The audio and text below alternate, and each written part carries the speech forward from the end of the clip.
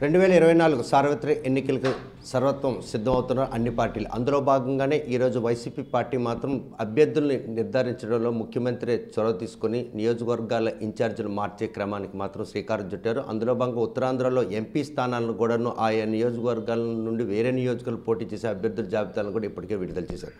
కానీ శ్రీకాకుళం జిల్లాలో మాత్రం ఇప్పటి వరకు కూడా ఎంపీ అభ్యర్థిని ఎవరు అనేది ఐడెంటిఫై చేయకపోవడంగా, మరోవైపు చూస్తే ఎన్నికలు సమీపిస్తున్న ఈ తరుణంలో టీడీపీ జనసేన పొత్తు ఈరోజు వైసీపీపై మూకుమ్ముడుగా ఈరోజు వారు దాడి చేసే ప్రయత్నం ఉన్న నేపథ్యంలో ఎట్టి పరిస్థితుల్లోనూ గెలుపు గుర్రాలకే టికెట్ ఇవ్వని ముఖ్యమంత్రి ఆకాంక్షలకు అనుగుణంగా అభ్యర్థుల ఎంపిక జరుగుతుంది. మరోవైపు ఆంధ్రప్రదేశ్ కాంగ్రెస్ పార్టీ పగ్గాలు చేపట్టున్నటువంటి షర్మిల కూడా ఆంధ్రప్రదేశ్నే ఈరోజు ఎంచుకోవడం, అధిష్టానం కూడా ఆమెకి ఆ బాధ్యత ఇచ్చేందుకు సన్నద్ధున్న ఈ తరుణంలో రానున్న ఎన్నికల్లో ఈ శ్రీకాకుళం జిల్లా నుండి ఎటువంటి రాజకీయ పరిణామాలు చోటు చేసుకున్న విషయం మనతో మాట్లాడే మాజీ కేంద్ర మంత్రి కిల్లి కృపాని అంటున్నారు.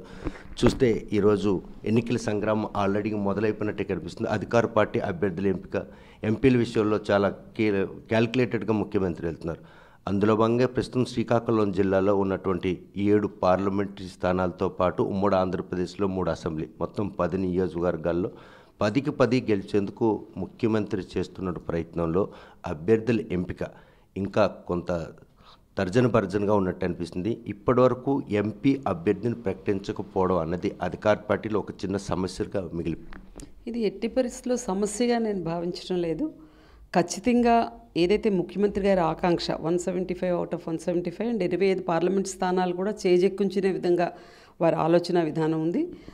చాలా సమీకరణలు మీరు చూస్తున్నారు. శ్రీకాకుళం పార్లమెంట్ నియోజకవర్గానికి వస్తే కుల సమీకరణలు, సంఖ్యాబలం అవన్నీ చూసుకుని ఎవరు సమర్థులు, ఏ విధంగా చేస్తే శ్రీకాకుళం పార్లమెంటరీ స్థానాన్ని కైవసం చేసుకోగలమని అన్ని విధాలా అన్ని యాంగిల్స్లో ఆలోచించి ఒక ఖచ్చితమైన నిర్ణయం, ఖచ్చితంగా ఈ పార్లమెంట్ స్థానాన్ని క్యాప్చర్ చేసుకోవడానికి అనుగుణంగా అవసరమైన విధానాలన్నీ చొప్పించి ఇక్కడ కూడా నిర్ణయం జరుగుతుంది. ఇది ఆలస్యమే కాదు, అన్ని పార్లమెంట్ నియోజకవర్గాలతో పాటు ఇది కూడా నిర్ణయం తీసుకుంటారు. ఇప్పటికే కొన్ని నియోజకవర్గాల్లో నిర్ణయం తీసుకున్నారు. At the same time Srikakulam parliament కూడా with in short time they are going to announce అన్నది నా వ్యక్తిగత అభిప్రాయం. సమయం చాలా తక్కువగా ఉంది. ఒక పార్లమెంటరీ అభ్యర్థిని కనుక ప్రకటిస్తే ఆయన పరిధిలో 7 కాన్స్టిట్యున్సీలు ప్రజలను కలిసేందుకు, ఓటర్లు కలిసేందుకు అవకాశం ఉంది.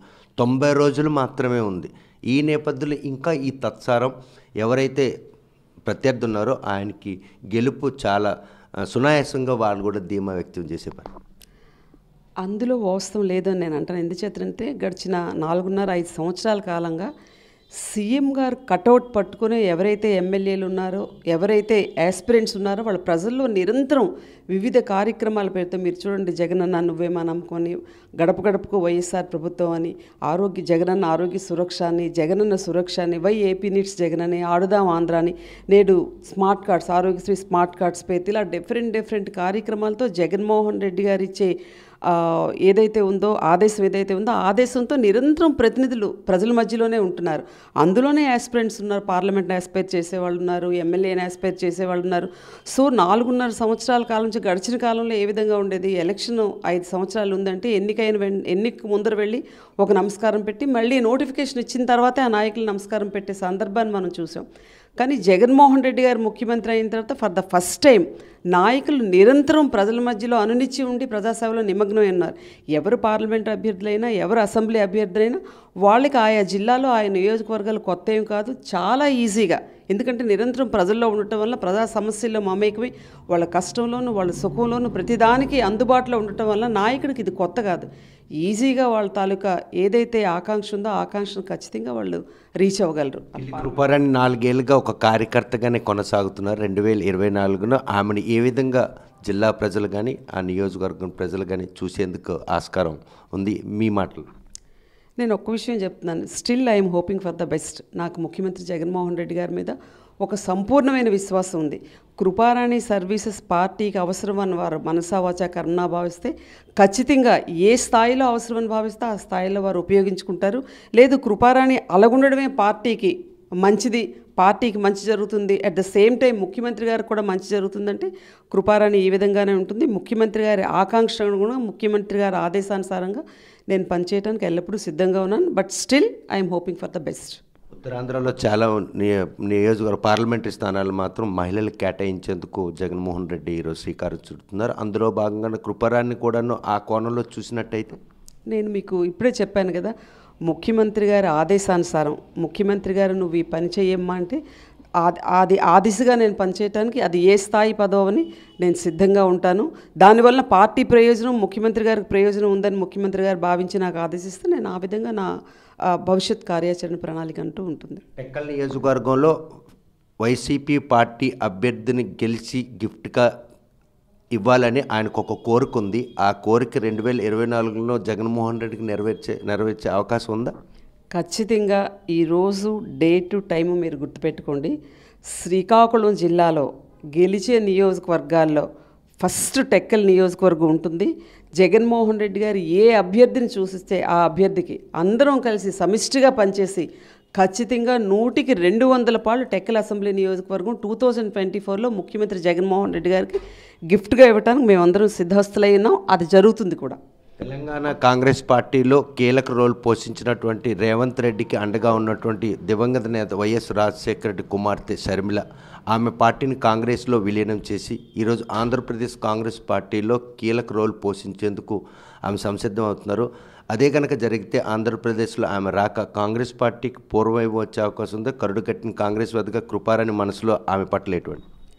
We have to wait and see అండి. నేనేమంటానంటే తెలంగాణలో ఆమె పార్టీ వ్యవస్థాపించారు. వైఎస్ఆర్టీపీ పార్టీని కాంగ్రెస్లో విలీనం చేశారు. సో విలీనం చేసిన తర్వాత ఆమెకు ఎట్లాంటి బాధ్యతలు అప్పచెప్తారు, ఆమె అడుగులు ఏ దిశగా వెళ్తాయి, ఆంధ్రప్రదేశ్ రాష్ట్ర రాజకీయాల్లో కాంగ్రెస్ పార్టీలో క్రియాశీలకంగా ఉంటారా, తెలంగాణలో ఉంటారా, లేదు సమ్ అదర్ స్టేట్స్లో ఆమెకు బాధ్యతను అప్పచెప్తారన్నది మనం వెయిట్ చేసి చూడాల్సింది. ఒకవేళ ఆంధ్రప్రదేశ్లో ఆమె కనుక ఆ పగ్గాలు చేపట్టినట్టయితే కరుడు కట్టిన కాంగ్రెస్ వాదులందరూ కూడాను ఆ దివంగత నేత వైఎస్ రాజశేఖర రెడ్డి అడుగుజాడలో నడిచినట్టు చాలా నేతలు ఉన్నారు. ఆయన బాటలోనే కూతురు కూడా ఈరోజు ఇక్కడికి వస్తున్నారు. ఆమెకు బాసటగా నిలిచేందుకు ఎవరైనా ముందుకొచ్చే అవకాశం? అది ఎలా అవుతుందండి? ఇది డెమోక్రసీ. ఆంధ్రప్రదేశ్ రాష్ట్రంలో వైఎస్ఆర్ కాంగ్రెస్ పార్టీలో జగన్మోహన్ రెడ్డి గారు కూడా రాజశేఖర రెడ్డి గారు తనయుడే. వైఎస్ఆర్ కాంగ్రెస్ పార్టీ తాలూకా ఆకాంక్ష కూడా ఏదైతే రాజశేఖర రెడ్డి గారు ఆంధ్రప్రదేశ్ రాష్ట్రంలో ఒక రామరాజ్యాన్ని రాజకీయాలకు అతీతంగా స్థాపించాలి అని వారి ఆదర్శం ఉందో వారి ఆదర్శాన్ని ఆకాంక్షని 100కి 100 పాళ్ళు అమలు చేస్తున్న నాయకుడు జగన్మోహన్ రెడ్డి గారు. సో జగన్మోహన్ రెడ్డి గారితోనే సెయిల్ చేయాలి అనుకునే నాయకులు ఖచ్చితంగా జగన్మోహన్ రెడ్డి గారితోనే ఉంటారు. సో ఈ ప్రజాస్వామ్యంలో ఎవరికైనా పార్టీల్లోకి చేరే ఇది అవకాశం ఉంది. ఆ పార్టీలో ఆయా పార్టీలో వారు వర్క్ చేసుకోవచ్చు. సో ఇటువంటి మనం ముందుగానే ఈ స్పెక్యులేషన్స్ అవన్నీ ఊహించడం అంత భావ్యం కాదు at this time. This is too early and this is two premature to discuss also. చూస్తే కనుక రాష్ట్రం అడ్డగోలుగా విభజించారన్నట్టు అక్కసి ఇంకా ఆంధ్రప్రదేశ్ ప్రజల్లో కాంగ్రెస్ పార్టీ పైన ఉంది. కానీ తెలంగాణ ఇచ్చినటువంటి కాంగ్రెస్ పార్టీని కూడా దశాబ్ద కాలం పక్కన పెట్టిన ప్రజలు ఈరోజు అక్కడ కాంగ్రెస్ పార్టీకి పట్టం కట్టారు. ఈరోజు ఆ విషయాలు తెలిసి ప్రత్యేక హోదా కానీ విభజన హామీలు కానీ నెరవేర్చింది కాంగ్రెస్ పార్టీ వస్తేనటువంటి ఆంధ్రప్రదేశ్ ప్రజలు కనుక గమనిస్తే ఈరోజు ఆ పార్టీకి ఆదరణ ఉంటుందని అనుకుంటున్నారు. వారు భారత జాతీయ కాంగ్రెస్ పార్టీ ఏదైతే ఆంధ్రప్రదేశ్ రాష్ట్ర పునర్వ్యవస్థీకరణ బిల్లులో స్పెషల్ స్టేటస్ గురించి, అదేవిధంగా బ్యాక్వర్డ్ డిస్ట్రిక్ట్స్ ప్యాకేజ్ గురించి ఇట్లాంటి కొన్ని హామీలు ఇవ్వటం జరిగింది. సో కాంగ్రెస్ పార్టీ ఈరోజు ఆంధ్రప్రదేశ్లో మళ్ళీ ఎస్టాబ్లిష్ అవ్వాలంటే ఆ ప్రామిసెస్ మేము ఫుల్ఫిల్ చేస్తామని ప్రజల్లోకి రావాలి. There is no other alternative. First వాళ్ళు దేశంలో బీజేపీ నేతృత్వంలో ఎన్డీఏ సర్కార్ను కూలదోసి ఈ ఇండియా కూటమి ఫామ్ చేయటం ఎంతవరకు వారు అవకాశాలు కల్పిస్తారో వారి ప్రామిస్ను కూడా నమ్మే పరిస్థితి ఒకటి ఆంధ్రప్రదేశ్ రాష్ట్రంలో రావాలి. ఎట్ దిస్ టైం అది ఉంది అని ప్రజలు నమ్ముతారంటారా? అది ఈ పరిస్థితుల్లో అంటే ఎట్ దిస్ టైం ఈ టైంలో వాళ్ళు నమ్ముతారని నేనైతే భావించడం లేదు. వాళ్ళు ముందర వాళ్ళు నిలదొక్కోవాలి. ఇంకా ఇప్పటికి నేటికి కూడా ఆంధ్రప్రదేశ్ రాష్ట్ర ప్రజానీకంలో రాష్ట్ర విభజన అనే గాయం ఇంకా తగ్గింది అంటే నేను అది కరెక్ట్ కాదనే అంటాను. ఎందుకంటే కాంగ్రెస్ పార్టీ దోహే రాష్ట్ర విభజనలో కాంగ్రెస్ పార్టీ దోహే ఇతర పార్టీలు లేవు కూడా దీంట్లో పాపం పంచుకోలేదు. వాళ్ళు కాంగ్రెస్ పార్టీ అధికారంలో ఉన్నందున ఎక్కువ నింద అన్నది కాంగ్రెస్ పార్టీ మోసింది. ఖచ్చితంగా కాంగ్రెస్ పార్టీ ఆ రోజు కాదు అనుకుంటే రాష్ట్ర విభజన జరిగి ఉండేది కాదు. ఖచ్చితంగా కాంగ్రెస్ పార్టీయే దానికి మూల్యం చెల్లించుకుంది. ఆల్రెడీ చెల్లించుకోవటం కూడా అయిపోయింది. ఇప్పుడు మీరు అన్నారు ఆ గాయం మాత్రం ఇంకా మానలేదు. ఎవరైనా ఇక్కడ నుంచి తెలంగాణ రాష్ట్రం ఇప్పుడు మనలాంటి వాళ్ళం వెళ్ళి హైదరాబాద్ సిటీలో తిరిగేటప్పుడు చాలా బాధగా అనిపిస్తుంది. ఆంధ్రులు ఎవరైనా తెలంగాణ రాష్ట్రంలో హైదరాబాద్ లాంటి సిటీలో తిరిగేటప్పుడు ఇప్పటికి కూడా కన్నీరు వస్తుంది. ఇటువంటి మంచి పట్టణాన్ని, మెట్రోపాలిటన్ సిటీని మనం వదులుకున్నాము, సమైక్యాంధ్రగా ఉంచలేకపోయాము. ఈ డివిజన్ తాలూకా పాపం కాంగ్రెస్ పార్టీదే అన్న భావన అమాంగ్ ద ఆంధ్రప్రదేశ్ పబ్లిక్ ఉంది అని నేను అనుకుంటున్నాను. తెలంగాణలో ఇచ్చిన పార్టీ అంటే తెలంగాణ ఇచ్చినటువంటి కాంగ్రెస్ పార్టీని 10 దశాబ్ద కాలం పక్కన పెట్టినటువంటి ఆ రాష్ట్ర ప్రజలు దశాబ్ద కాలం తర్వాత ఇచ్చింది అన్నటువంటి సింపతిలో ఈరోజు అక్కడ అధికారం అంటగట్టు. ఆంధ్రప్రదేశ్లో కూడా ఇచ్చినటువంటి హామీలు నెరవేర్చాలంటే కాంగ్రెస్ పార్టీయే. ఇప్పటివరకు ఏవైతే ఆ ప్రత్యేక హోదా కానీ స్పెషల్ స్టేటస్ విషయంలో ఇవన్నీ కూడా విభజన హామీలు కానీ టీడీపీ కూడాను అవి మేము నెరవేరుస్తామని వచ్చి అధికారంకి వచ్చి 5 సంవత్సరాలు ఈరోజు వైసీపీ కూడా వచ్చింది. ఎక్కడ నోరు పరిపే పరిస్థితి లేదు. బీజేపీతో కలిసి ఈరోజు రాష్ట్రాన్ని పూర్తిగా ప్రజలను మోసం చేస్తున్నారు. రేపు కాంగ్రెస్ పార్టీ ఆ నినాదంతో ముందుకొస్తే ఈ పార్టీలు కాలం చెల్లే పరిస్థితి ఉంటుంది. ఖచ్చితంగా కాంగ్రెస్ పార్టీని ఇప్పుడు కూడా ఆంధ్రప్రదేశ్ రాష్ట్ర ప్రజలు విభజన హామీలు మేము అమలు చేస్తూ ఉంటే విశ్వసించే పరిస్థితి అయితే లేదండి. ఎందుచేతంటే విభజన గాయం స్టిల్ ఆంధ్రప్రదేశ్ రాష్ట్ర ప్రజానీకంలో ఉంది. ఇంకా చంద్రబాబు నాయుడు తెలుగుదేశం పార్టీకి అంటారా 5 years అంటకాగా 2014 to 2019 బీజేపీతో మీరు అంటకాగేటప్పుడు ఎంతవరకు విభజన హామీలు అమలు చేయాలని మీరు కేంద్ర ప్రభుత్వం మీద ఒత్తిడి తెచ్చారో ఆంధ్రప్రదేశ్ రాష్ట్ర ప్రజలు చూశారు. అబ్రహం లింకన్ ఒక మాట చెప్తారు, if you once lose the confidence of fellow citizens you can never regain their respect and esteem అని. ప్రజల్లో ఒకసారి విశ్వాసం పోయిన నాయకుడు మళ్ళీ ఆ విశ్వాసాన్ని రీగెయిన్ చేయాలంటే it's very difficult to regain it. అది చంద్రబాబు నాయుడుకి వర్తిస్తుంది. అట్ ద సేమ్ టైం ఈరోజు కాంగ్రెస్ పార్టీ కూడా ఆంధ్రప్రదేశ్ రాష్ట్రంలో మేము విభజన హామీలు నెరవేరుస్తాం, మేము స్పెషల్ ప్యాకేజ్ ఇస్తామంటే నమ్మే పరిస్థితి లేదు. ఆంధ్రప్రదేశ్ రాష్ట్రానికి ఇంత తీవ్రమైన అన్యాయం జరిగింది, ఇంత తీవ్రమైన ద్రోహం చేశారు. ముఖ్యమంత్రి జగన్మోహన్ రెడ్డి లాంటి సమర్థవంతమైన నాయకుడు వచ్చాడు కాబట్టి ఆ ఆవేదన నుంచి కొంచెం బయటకు వచ్చే పరిస్థితి ఉంది. అది ప్రజలు గ్రహించారు. కరోనా లాంటి కష్టకాలం కూడా ఆర్థికంగా వెనుకబడి ఉన్న ఆంధ్రప్రదేశ్ రాష్ట్రంలో భారతదేశం యావత్తు ఆంధ్రప్రదేశ్ రాష్ట్రం వైపు చూసే విధంగా ముఖ్యమంత్రి గారు ఇక్కడ కరోనా బాధితులను ఆదుకునే పరిస్థితిని చూశారు. సో ఒక సమర్థవంతమైన నాయకత్వం ఈరోజు ఆంధ్రప్రదేశ్ రాష్ట్రంలో ఉంది. ఈ సమర్థవంతమైన జగన్మోహన్ రెడ్డి గారి నాయకత్వాన్ని ఇంకొక 2-3 దశాబ్దాల పాటు కావాలి అని ఆంధ్రప్రదేశ్ రాష్ట్ర ప్రజలు ఆకాంక్షిస్తున్నారు. కాబట్టి ఈరోజు జాతీయ కాంగ్రెస్ పార్టీనో షర్మిలమ్మో ఏ పగ్గాలు చేపట్టైనా మేము విభజన హామీలు నెరవేరుస్తామంటే అట్లాంటి మాటలు విశ్వసించే పరిస్థితి అయితే నాకు తెలిసి ఆంధ్రప్రదేశ్ రాష్ట్రంలో లేదు. ఎందుకంటే ఒక సంపూర్ణమైన విశ్వాసం ఈ నాయకుడి పైన, ఈ ముఖ్యమంత్రి పైన, జగన్మోహన్ రెడ్డి గారి పైన అన్ని వర్గాలకు ఉంది. సో అదిని జగన్మోహన్ రెడ్డిని ఆయా వర్గాల నుంచి దూరం చేసే శక్తి మాత్రం ఏ ఒక్క రాజకీయ పార్టీకి లేదన్నది నా అభిప్రాయం. 2024లో ఎన్నికల్లో టీడీపీ జనసేన ప్రత్యర్థి అనుకుంటారు, లేకపోతే కాంగ్రెస్ పార్టీని ప్రజలు విశ్వసించే పరిస్థితిని కాంగ్రెస్ పార్టీ మీ ప్రత్యర్థి అనుకుంటారు? అన్నీ మాకు ప్రత్యర్థులే. ఏ రాజకీయ కాంగ్రెస్ పార్టీ మాకు ప్రతిపక్ష పార్టీ, టీడీపీ పార్టీ ప్రతిపక్ష party, BJP, Pawan Kalyan party అన్ని పార్టీలే మాకు ప్రతిపక్ష పార్టీలే. మేము ఒంటరిగా వెళ్తున్నాను. నేను ఈరోజు వాళ్ళని ఛాలెంజ్ చేస్తున్నాను. ఇటువంటి రాజకీయ చైతన్యం ఉన్న ఆంధ్రప్రదేశ్ రాష్ట్రంలో సింగిల్గా 175 నియోజకవర్గాల టికెట్స్ కూడా అనౌన్స్ చేసి ఏ రాజకీయ పార్టీతో పొత్తు లేకుండా మరలా వైనాట్ 175 అవుట్ ఆఫ్ 175 అనే ఒక దార్శనిక దృక్పథంతో సాహసోపేతమైన నిర్ణయాలు తీసుకుని ఆంధ్రప్రదేశ్ రాష్ట్ర ప్రజానీకాన్ని నడిపిస్తానన్న నాయకుడు ఈరోజు భారత రాజకీయాల్లో ఎవరూ లేరు. ఆ ఒకే ఒక నాయకుడు ఆంధ్రప్రదేశ్ రాష్ట్ర ముఖ్యమంత్రి జగన్మోహన్ రెడ్డి. 2024 ఎన్నికల్లో ఎన్ని సీట్లు జగన్మోహన్ రెడ్డికి వస్తే మళ్ళీ ముఖ్యమంత్రికి కావాల్సిన అంటే ప్రత్యర్థులు అందరూ కూడా ఒక కూటమిగా ఏర్పడుతున్న ఈ తరుణంలో శ్రీకాకుళం జిల్లా నుండి ఎన్ని స్థానాలను ఈరోజు ముఖ్యమంత్రి గిఫ్ట్గా? ఎన్ని స్థానాలు అనేవి లేదు. మేము ఇప్పటికే మా నినాదం మీరు విన్నారు, 175 అవుట్ ఆఫ్ 175. శ్రీకాకుళం జిల్లాలో ఉన్న 8 అసెంబ్లీ నియోజకవర్గాలు పార్లమెంట్ స్థానంతో పాటు ఖచ్చితంగా వైఎస్ఆర్ కాంగ్రెస్ పార్టీకి ముఖ్యమంత్రి సీఎం గారికి మేము కానుగ్గా ఇవ్వటం జరుగుతుంది మన ఉత్తరాంధ్ర ప్రాంతం నుంచి, ఈ జిల్లా నుంచి. అట్ ద సేమ్ టైం రాష్ట్రంలో అన్ని జిల్లాల పరిస్థితి కూడా అట్లానే ఉంది. ఎందుకంటే ఒక కాన్ఫిడెన్స్ జగన్మోహన్ రెడ్డి గారు ఈరోజు తీసుకొచ్చిన అభివృద్ధి కానీ, సంక్షేమం కానీ రాజకీయాలకు అతీతంగా ఎవరూ అడగకుండా ఈ సంక్షేమ కార్యక్రమం కావాలి, ఈ అభివృద్ధి కార్యక్రమం కావాలి అని పోరాటాలు చేయకుండా, ఉద్యమాలు చేయకుండా స్వచ్ఛందంగా వారు ఇచ్చారు. ఒక్క విషయం నేను మిగతా డిస్ట్రిక్ట్స్ అన్నీ విడిచిపెట్టండి. శ్రీకాకుళం జిల్లాకు సంబంధించి ఉద్దానం ప్రాంతంలో ఉన్న కిడ్నీ సమస్య అది ఈనాటిదా? గడిచిన కొన్ని దశాబ్దాలుగా ఉద్దానం ప్రాంతంలో 7 మండలాలు కిడ్నీ రోగగ్రస్తులు పిట్టలా రాలిపోతున్నారు. ఈ సందర్భాన్ని గతంలో చంద్రబాబు నాయుడు కూడా చూశాడు కదా.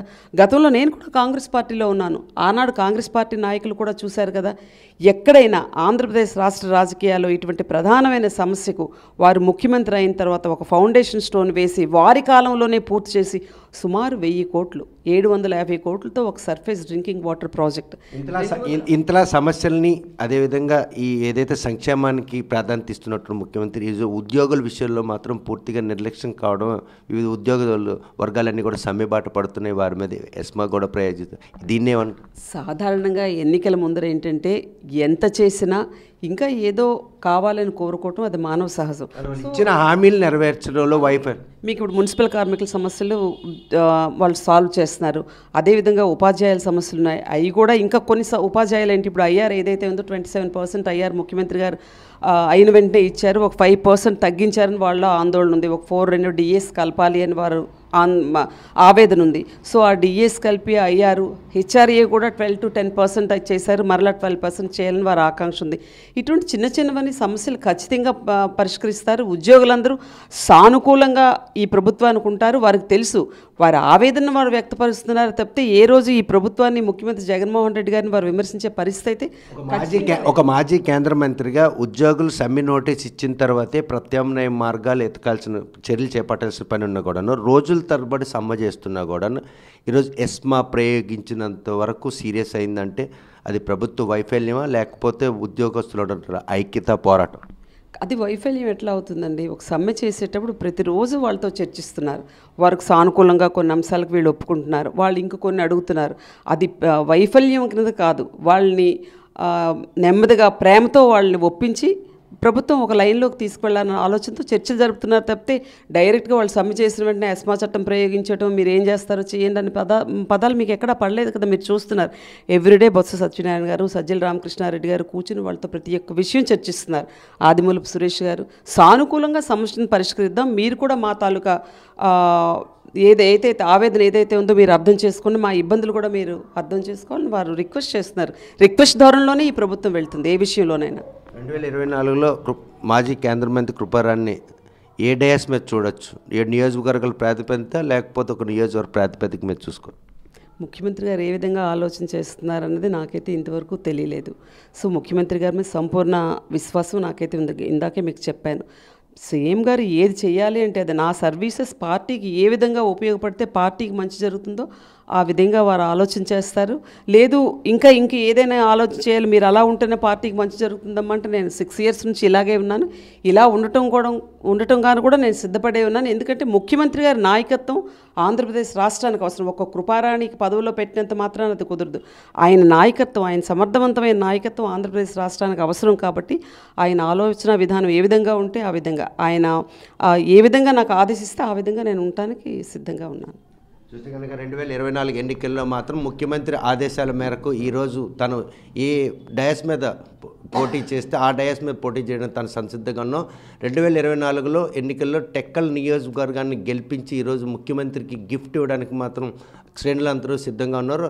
రాష్ట్రంలో మళ్ళీ వచ్చే అధికారంలో మాత్రం జగన్మోహన్ రెడ్డి వస్తారు. సంక్షేమాన్ని అమలు చేయడంలోనూ ఉద్యోగ సంఘాలతో ఉన్నటువంటి సమస్యల పరిష్కారం దిశగా ఇప్పటికే చర్చలు జరుగుతున్నాయి. అవి కూడా సానుకూలంగా స్పందించి అవి కూడా నివృత్తి అయ్యే పరిస్థితి. 2024 ఎన్నికల్లో 175 out of 170 నినాదంతో వెళ్తున్నటువంటి వైఎస్ఆర్ కాంగ్రెస్ పార్టీ విజయం మాత్రం తథ్యం. మరో 2 దశాబ్దాల పాటు జగన్మోహన్ రెడ్డి ముఖ్యమంత్రి చేసేందుకు వైఎస్ఆర్ శ్రేణులన్నీ కూడా సిద్ధంగా ఉన్నాయి. షర్మిల ఆంధ్రప్రదేశ్లో ప్రత్యక్ష రాజకీయాలకు రావడం మాత్రం ఆమె ఆ పార్టీకి ఏ మేరకు దోహదపడుతుందనే విషయం భవిష్యత్తు నిర్ధారించాలని కృపారాణి స్పష్టం చేస్తున్నారు. వీడియో జర్నలిస్ట్ రామకృష్ణతో సత్యం, RTV, శ్రీకాకుళం. మరిన్ని వీడియోస్ కోసం ఛానల్ ని సబ్స్క్రైబ్ చేయండి, లేటెస్ట్ అప్డేట్స్ కోసం వాట్సాప్ ఛానల్ ని ఫాలో చేయండి అండ్ లింక్ డిస్క్రిప్షన్ లో ఉంది.